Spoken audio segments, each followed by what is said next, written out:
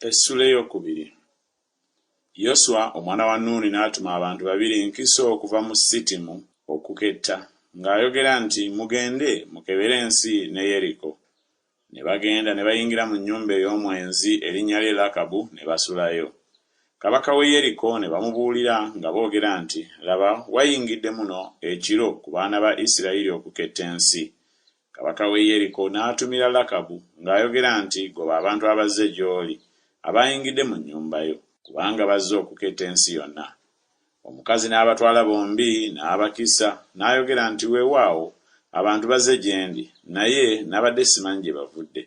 Awo obudde bwe bwatuuse okuggalawo wankaaki, ng'enzikiza ekutte, abantu ne bagenda, abantu gye bazze simanyi. Mubagoberere mangu kubanga munaabatuukako. Naye yali abalinnyisizza ku kasolya, n'ababikkako emiti egy'obugoogwa gye yali ateeseteese obulungi ku kasolya. Abantu ne babagoberera mu kkubo erya Yoludaani okutuuka ku musomoko. Abaabagoberera bwe baamala okuvaayo ne balyoka baggalawo wankaaki.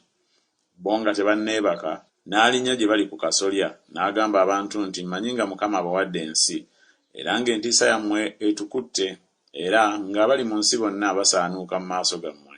Kubanga twawulira Mukama bwe yakaliza ennyanja emyufu mu maaso gammwe bwe mwava mu Misiri, era kye mwakola bakabaka ababiri ab'Abamooli abaali emitala wa Yoludaani, Sikoni ne Ogi, be mwazikiririza ddala.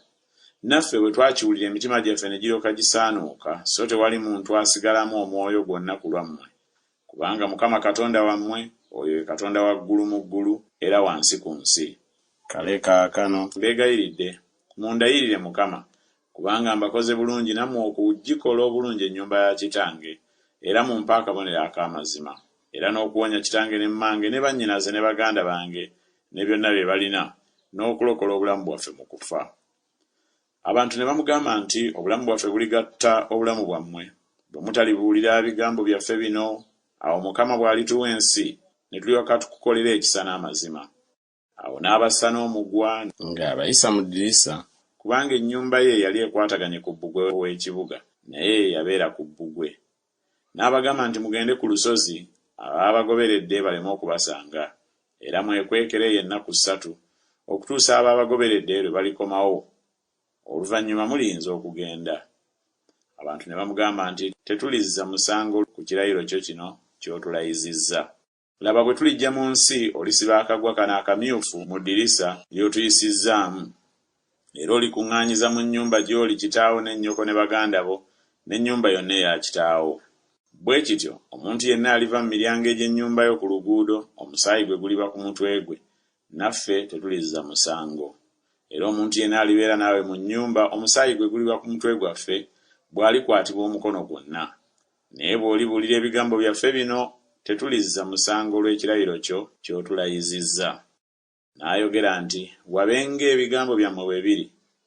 N'abasindika ne bagenda, n'asiba akagwa akamyufu mu ddirisa. Ne bagenda ne batuuka ku lusozi ne babeera eyo ennaku 3 okutuusa abaabagoberera lwe baamala okukomawo. Abaabagoberera baabanoonya mu kkubo lyonna ne batabalaba. Awo abantu ababiri ne bakomawo ne baserengeta ku lusozi ne basomoka ne bajja eri Yoswa omwana wa Nuuni ne bamubuulira byonna ebyababaako. Ne bamugamba Yoswa nti, mazima Mukama atuwadde mu mikono gyaffe ensi yonna, era nate abali mu nsi bonna basaanuukira ddala mu maaso gaffe.